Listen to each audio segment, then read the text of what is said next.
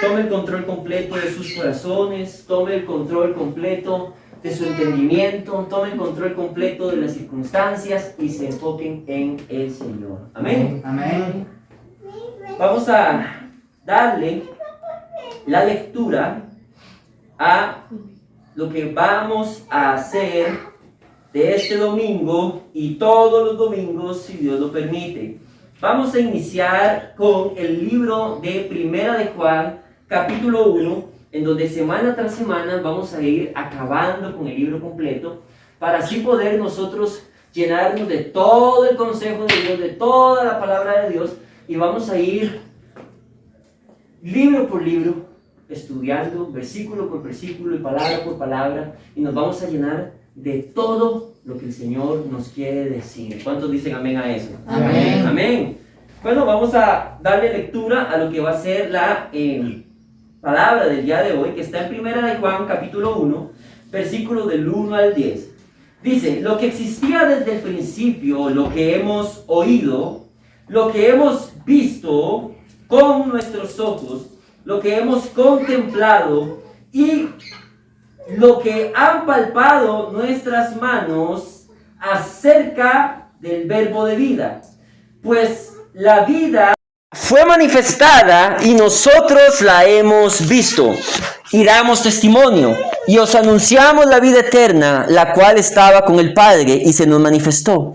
Lo que hemos visto y oído os proclamamos también a vosotros, para que tengáis vosotros comunión con nosotros, y en verdad nuestra comunión es con el Padre y con su Hijo Jesucristo.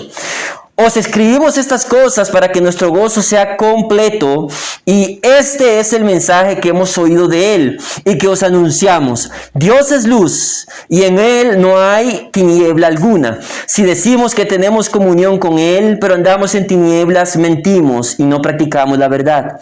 Mas si andamos en la luz como Él está en la luz, tenemos comunión los unos con los otros, y la sangre de Jesús, su Hijo, nos limpia de todo pecado. Si decimos que no tenemos pecado, nos engañamos a nosotros mismos y la verdad no está en nosotros. Si confesamos nuestros pecados, Él es fiel y justo para perdonar los pecados y limpiarnos de toda maldad. Si decimos que no hemos pecado, le hacemos a Él mentiroso y su palabra no está en nosotros. Oremos. Padre, te damos la gloria y la honra, Señor, a ti. Gracias por este momento, Señor, en donde tú, Padre Celestial, envías, Señor, palabra fresca, Señor, a tu pueblo. Padre, yo te pido que tomes el control, Señor, de este mensaje, que tomes el control, Señor, de cada pensamiento, Señor, de cada corazón que tú sabes que en este lugar vino con ciertas circunstancias diversas, Señor.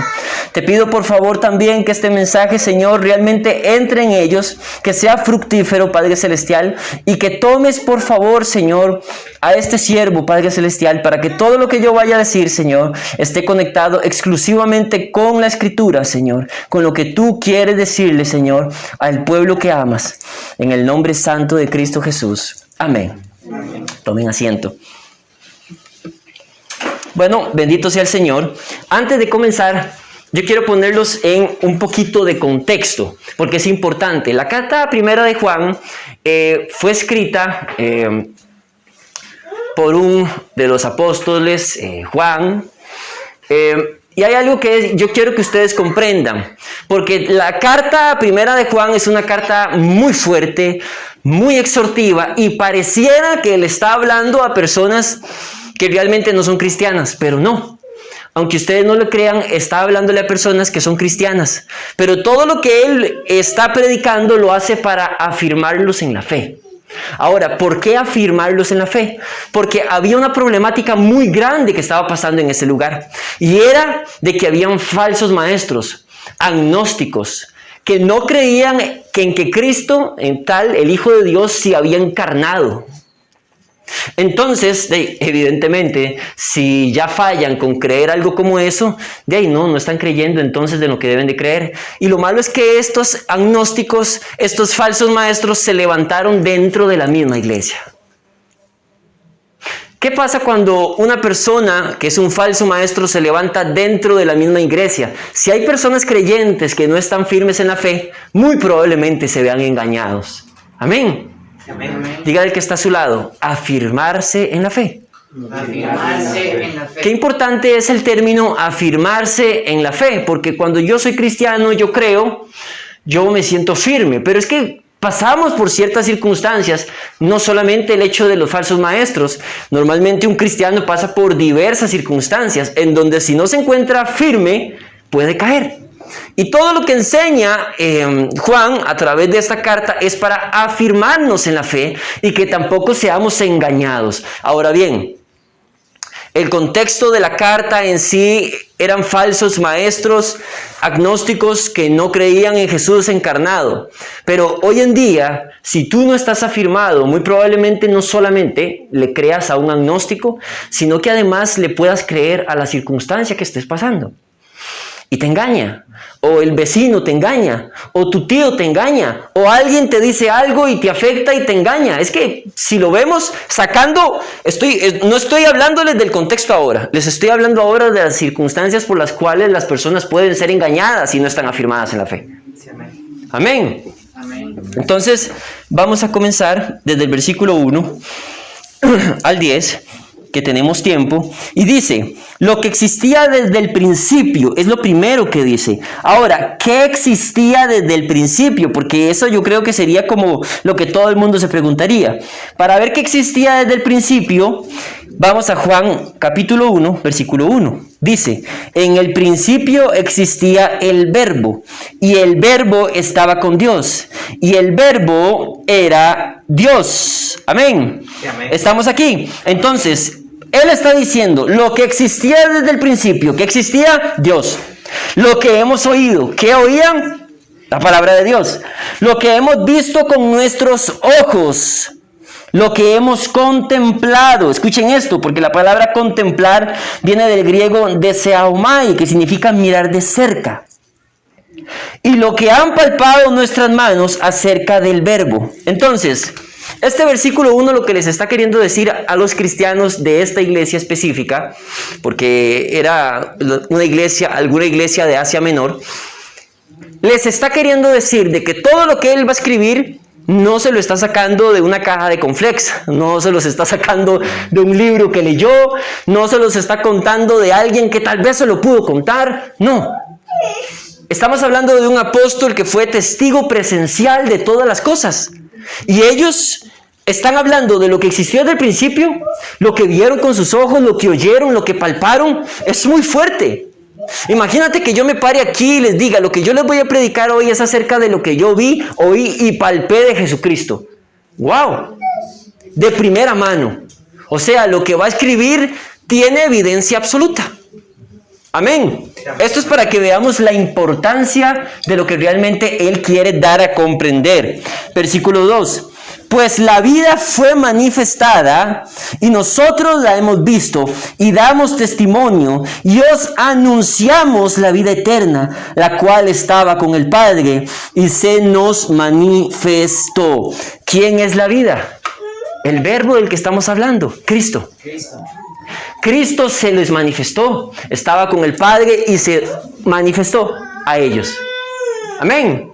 Entonces, esto es muy importante porque, repito una vez más, a través del versículo 1 y el versículo 2, Él está tratando de decirle a los cristianos, le está tratando de decir que todo lo que está a punto de escuchar realmente tiene evidencia suficiente, no solamente por lo que oyeron, vieron, palparon, contemplaron, sino que además empieza a hacer la afirmación de que la vida se manifestó a ellos.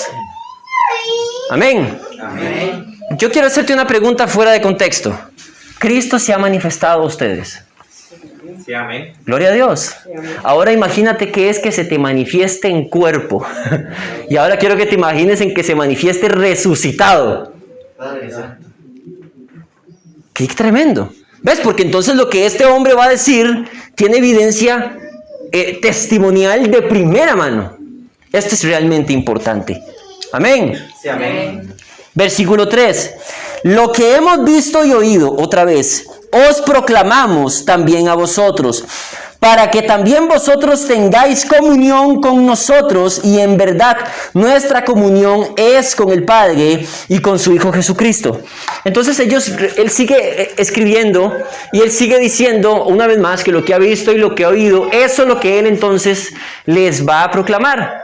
¿Por qué? Porque eso les va a proclamar, porque él quiere que ellos tengan comunión. Que estos cristianos tengan comunión con ellos. ¿Por qué? Porque ellos tienen comunión con el Padre también. Amén. Ahora, ¿para qué les estoy diciendo todo esto? ¿Por qué? Aquí viene el por qué escribe él esto. Os escribimos estas cosas para que nuestro gozo sea completo. Esta palabra gozo viene del griego jará, que significa alegría o deleite. O sea, un placer intenso. Y quiero que ustedes entiendan esto. Una cosa es que yo esté alegre en mis sentimientos y en mis emociones. Pero otra cosa es que yo tenga gozo, que es una alegría, un deleite, un placer intenso. El gozo es el segundo fruto del Espíritu Santo. Amor, gozo. ¿Qué quiere decir esto? Si tú estás pasando por cualquier circunstancia y tú tienes gozo, tú vas a seguir teniendo gozo, a pesar de la circunstancia. Amén. Y aquí es donde viene un problema. Porque el cristiano pasa por diversas circunstancias. Y es el gozo completo, continuo en el Señor, que no se va porque viene del Espíritu y no de mis sentimientos ni de mis emociones, lo que hace que siga permaneciendo en gozo a pesar de las circunstancias. Ahora, él dice que él escribe esto para que nuestro gozo sea completo. Ahora bien, esta palabra completo significa llenado a plenitud. O sea, que él quiere que nuestra alegría, nuestro deleite intenso sea llenado a plenitud. Amén. Sí, amén. Pero en nosotros, no. ¿En quién? Cristo. En Cristo. ¿Por qué? ¿Por qué esto, mis amados? Vean, si tú estás pasando por cualquier tipo de circunstancia que sea, y tu gozo está en la plenitud completa en Cristo Jesús, mira, ninguna circunstancia te va a abatir. Ninguna circunstancia te puede destruir. Ahora, ¿quiere decir eso que no te sientas mal? Somos humanos. Una circunstancia me puede hacer sentir mal, pero es que esa circunstancia y ese sentimiento no me va a gobernar. Porque el gozo que viene del Espíritu va a hacer que quien me gobierne sea Cristo. Amén. Y no la circunstancia. Ahora, qué importante, porque esta palabra lo que busca es que entonces estemos llenos de la plenitud en gozo de Dios. Amén. Ahora bien, versículo 5. Y este es el mensaje, ahora viene el mensaje. Escribe en el 4 por qué escribe, y el 5 ahora el mensaje. Y este es el mensaje que hemos oído de él y que os anunciamos. Dios es luz y en él no hay tiniebla alguna. Vean. ¿Por qué él dice Dios es luz y en él no hay tiniebla alguna? Porque estos falsos maestros normalmente enseñaban sobre tiniebla y Dios es luz. Ahora, el Dios que tú tienes que creer y en el que yo tengo que creer es todo luz. Amén. Por ejemplo, Dios no es un Dios alcahueta, porque entonces no sería todo luz. La alcahuetería no es de Dios, porque Dios es recto, es íntegro, es puro, es santo. Amén, estamos aquí. Sí, amén. A veces nosotros creemos que Dios es alcahueta, pero Dios no es alcahueta. Dios es luz. La alcahuetería viene en tinieblas. ¿Por qué? Porque alguien que es alcahueta es permisivo. Amén. Y permisivo en cosas que no son buenas. Entonces, para empezar, ¿por qué él dice Dios es luz y en él no hay tiniebla alguna? Porque él quiere que estos cristianos que son creyentes sepan que si tienen algún pensamiento de Cristo en donde tenga algo de tiniebla, entonces no es el Cristo de la Biblia. Amén. Diga al que está a su lado, por favor. Jesús es luz. Jesús es luz. Dios es luz. Dios es luz. Y en él no hay tiniebla alguna. Y en él no hay tiniebla alguna. Es aquí donde viene el problema de los falsos maestros. Tú tienes que tener cuidado de a quién escuchas. Porque si no estás firme en la fe y estás con circunstancias encima, un falso maestro puede hacerte cambiar de realmente quién es Cristo. ¿Por qué? Porque si yo me dejo guiar por los falsos maestros, muy probablemente, si no estoy firme, si no oro, si no estudio, si no conozco a Cristo, podría yo creer que Cristo es algo que no es realmente el Cristo de la Biblia. Por eso no podemos añadirle a Cristo oscuridad, solamente luz. Amén. Amén. Versículo 6. Si decimos que tenemos comunión con Él, ¿comunión con quién? Con Cristo, pero andamos en tinieblas, mentimos y no practicamos la verdad. Vean, yo quiero que ustedes comprendan algo. Porque primero Él enseña qué es Dios. Dios es luz y en Él no hay tiniebla. Pero además dice, ahora se dirige a los cristianos. Si decimos que tenemos comunión con Él, ¿quién es Él? Cristo. Cristo. Pero andamos en tinieblas, entonces mentimos y la verdad no está en nosotros. Amén. Amén. Pongan atención a esto. Quiero que pongan mucha atención a esto. Comunión con Dios. Dios es luz. Si Dios es luz y tengo comunión con Dios, que es luz, ¿cómo debería andar yo? En luz. Entonces por eso es que Él dice, si tú tienes comunión con Él, pero tú andas en tinieblas, entonces tú mientes. ¿Por qué? Porque Dios es luz y no es oscuridad. Amén. ¿Ves? Él vuelve una vez más a afirmarlo. Ahora, quiero que ustedes comprendan esto porque es muy importante que ustedes comprendan, valga la redundancia, todo lo que estaba ocurriendo en ese lugar y lo que probablemente puede que ocurra en ustedes. Ustedes no pueden pretender decir que tienen comunión con Él andando en oscuridad. Ahora, andar en oscuridad no solamente es tener una práctica constante de pecado, que sí eso es estar en oscuridad, pero también andar en oscuridad es no confiar. ¿Saben ustedes eso? Hebreos 11:6, escuchen, Hebreos 11:6 dice, sin fe es imposible agradar a Dios. Y saben ustedes que una de las cosas en las cuales el cristiano falla mucho es en el hecho de confiar. Mira, te voy a dar un consejo. No te acuestes a dormir habiendo desconfiado de Dios sin antes pedirle perdón. Porque cuando tú te das cuenta, estás en oscuridad. Cada vez que tú te acuestas sin haber creído a Dios en algo o sin haber confiado a Dios en algo y te duermes, a la mañana siguiente tu corazón está más endurecido y más endurecido. Y cuando te das cuenta, tú estás en tinieblas. ¿Estamos aquí? Sí, amén. Y a veces uno dice, pero es que yo pensé que tinieblas solamente era practicar el pecado, y practicar el pecado, y practicar el pecado. Sí, claro, pero es que hay una antítesis de practicar el pecado también. Y la ausencia de creer como se debe en Dios, y la ausencia de confiar como se debe en Dios, hace que cuando tú te des cuenta, estés en medio de las tinieblas. Amén. Amén. Dígale al que está a su lado, confía. Confía. Ahora bien, ustedes tal vez no tengan los mismos falsos maestros que había en este lugar. Probablemente no. Gracias a Dios. Pero tienes que cuidarte de tú mismo como falso maestro. Porque por eso la Biblia dice que nuestro corazón es muy engañoso y no debemos confiar en él. Tú tienes que cuidarte de tú no ser ese falso maestro. Que tú te digas a ti mismo cosas que no son de Dios. Que tú pienses algo de Dios que no es Dios. Que tú después estés en tinieblas creyendo que Dios es o está. Y no está. Porque ¿qué dice la Biblia? Si tenemos comunión con Él y andamos en tinieblas, mentimos. Dios no puede tener comunión con alguien que está en tinieblas. Amén. Y lo dice la Escritura también. Qué dicha que vamos entendiendo. Versículo 7. Mas si andamos en la luz, como Él está en la luz, tenemos comunión los unos con los otros, y la sangre de Jesús, su Hijo, nos limpia de todo pecado. Escucha esto. Mas si andamos en la luz, como Él está en la luz, tenemos comunión los unos con los otros, y la sangre de Jesús, su Hijo, nos limpia de todo pecado. Si tú andas en la luz, tú tienes comunión no solamente con Dios, sino que además los unos y los otros. Entonces quiero que pongas a pensar esto. Y que recuerdes un poco la palabra de ofrenda de inicio.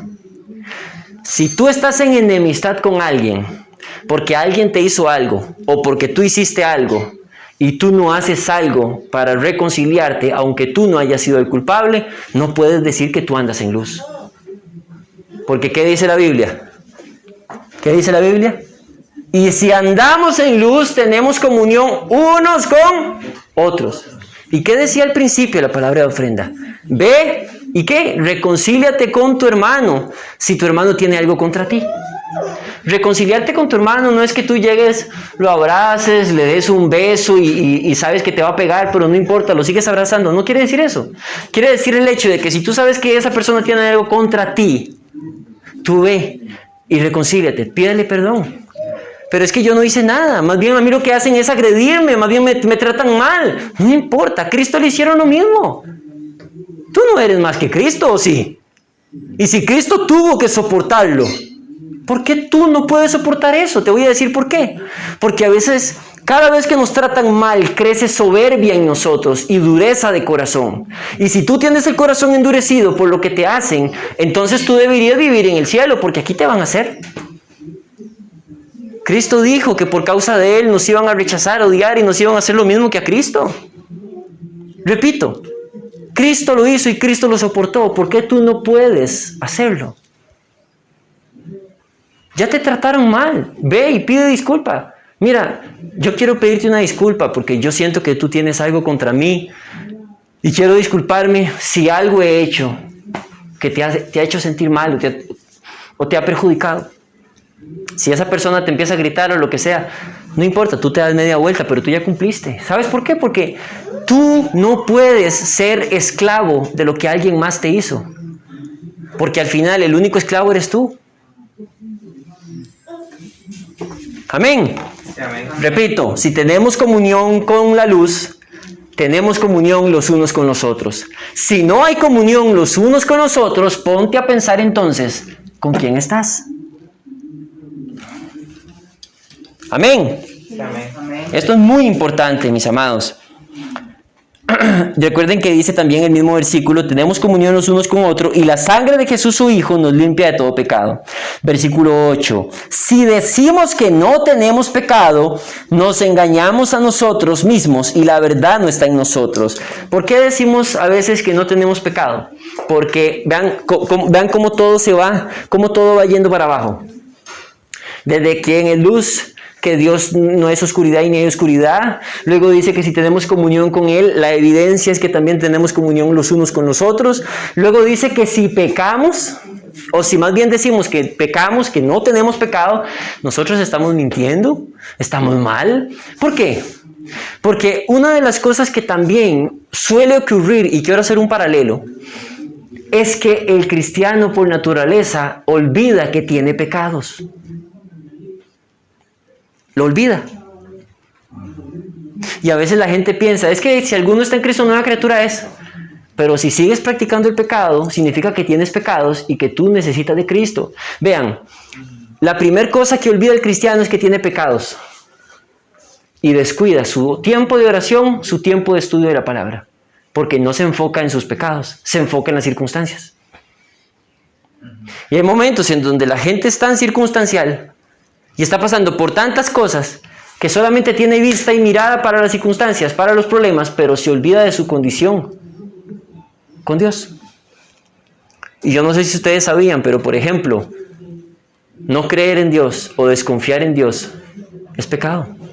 Ahora, ¿quiere decir eso que nunca puedo desconfiar? No. Quiere decir de que es pecado cuando tú te quedas en la desconfianza y sigues practicando la misma desconfianza. ¿De qué te preocupas?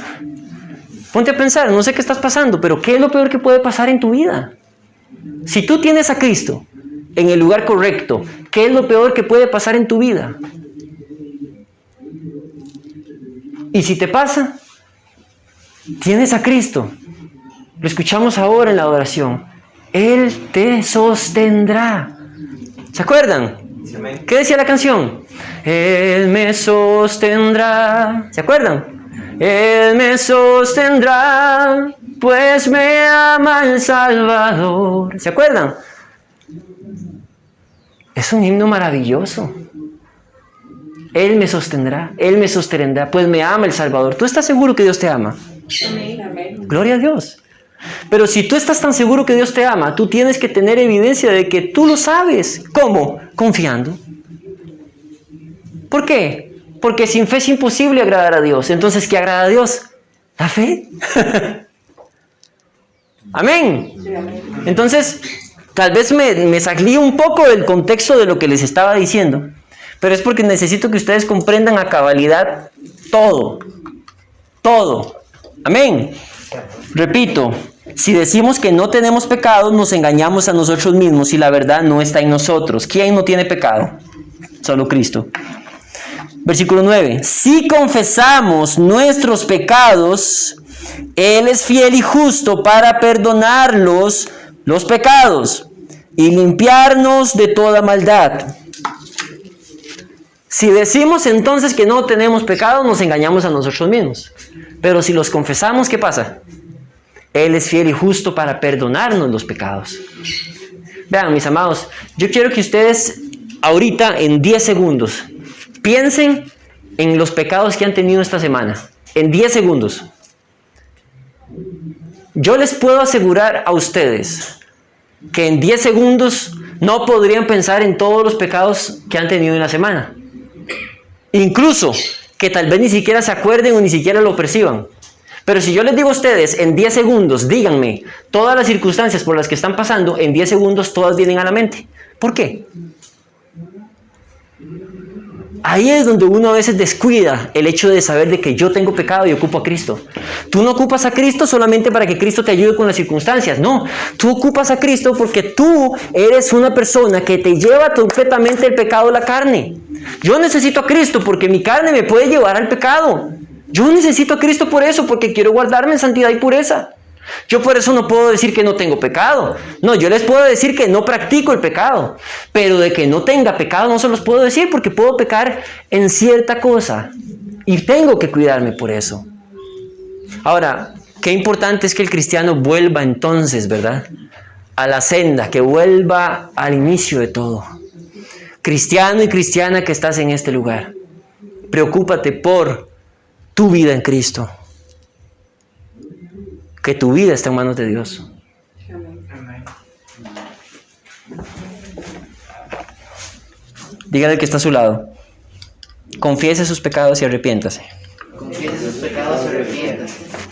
Confesar los pecados es que tú ores y le digas al Señor todo lo malo que estás haciendo. Incluso si has desconfiado de Él, tienes que decírselo. Hay gente que se queda diciendo, pero es que ¿para qué le voy a decir? Dios sabe todo lo que yo hago. No, Dios sabe todo lo que tú haces, pero Él se queda escuchando lo que tú quieres realmente pedir perdón. En lo que tú quieres realmente pedir perdón, Dios te escucha. Toma la importancia realmente al pecado que puedas cometer.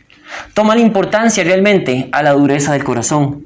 Toma la importancia realmente a que tú no ames a tu hermano o tu hermana. Ponle importancia realmente a que estás descuidando la confianza y la fe que tienes que creer, que tienes que tener. Ponle realmente atención a que muchas veces dejamos de percibir el pecado que hacemos por las circunstancias que pasemos. Amén. Dice el versículo 10 y último versículo para terminar casi. Si decimos que no hemos pecado, le hacemos a Él mentiroso y su palabra no está en nosotros. ¿Por qué le hacemos mentirosos si decimos que no hemos pecado?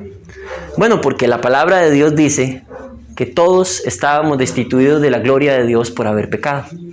Y si hay gente que dice que no ha pecado, le está haciendo a Dios mentiroso. No porque Dios lo sea. En algún momento yo creo que les había comentado que una vez me tocó evangelizar a una persona. Y él me dijo que él nunca había hecho nada en la vida, que nunca había pecado, nunca había adulterado, fornicado, nunca nada. Él era, por un momento pensé que estaba a la par de Jesucristo.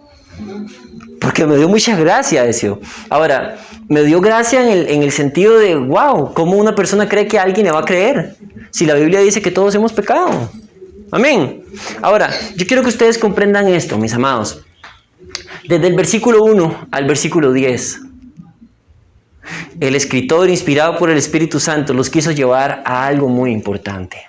A que se den cuenta, punto número 1, que de lo que les iba a escribir era de primera mano. Luego les dijo por qué les estaba escribiendo. Para que tuvieran gozo completo. ¿Cómo un cristiano puede tener gozo completo en esto? Porque a veces uno dice, pero yo tendría gozo completo o alegría completa si todo en mi vida estaría bien. No. Ponte a pensar, si cuando tu vida estaba bien, eras feliz.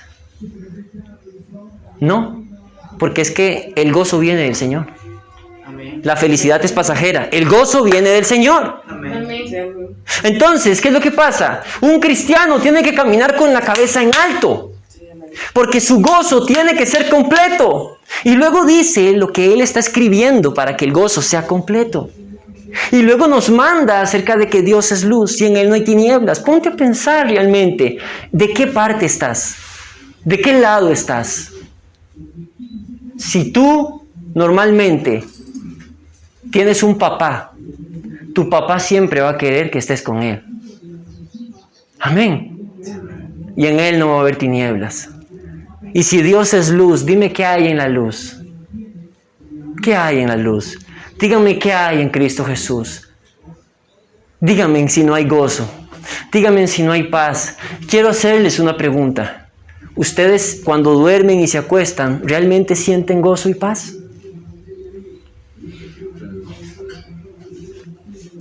Y la pregunta es, si no sintieran gozo y paz cuando se acuestan, piensen, ¿por qué?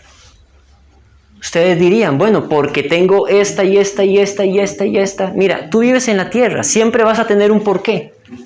Y si tú piensas que vas a tener paz hasta que los porqué no existan, entonces nunca tendrías paz, porque los porqué siempre van a existir.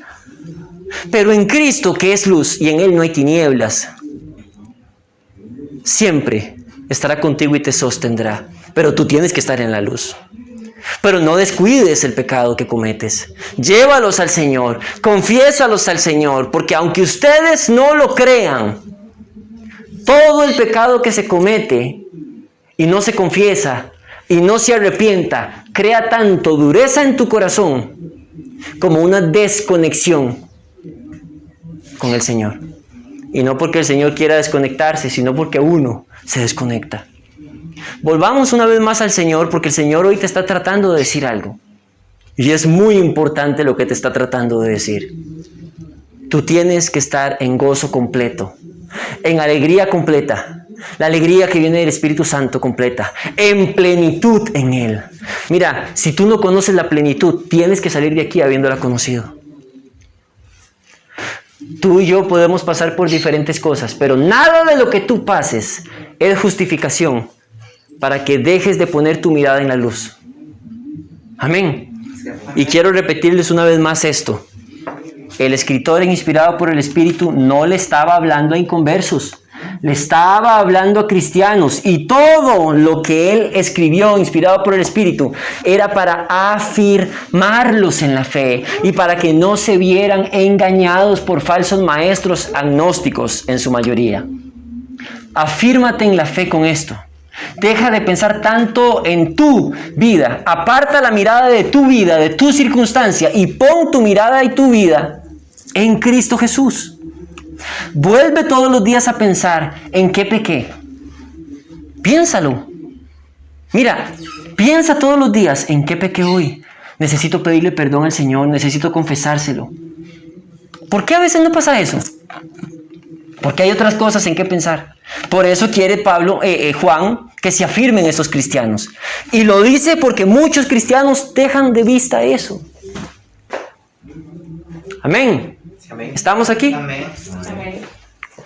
Quiero terminar con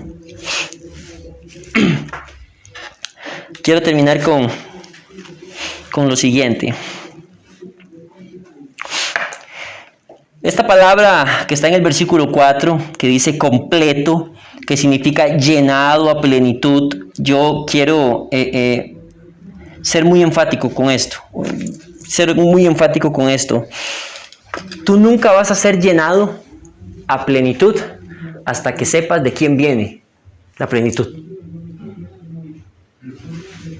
Tú ya sabes que viene de Cristo, que viene del Señor.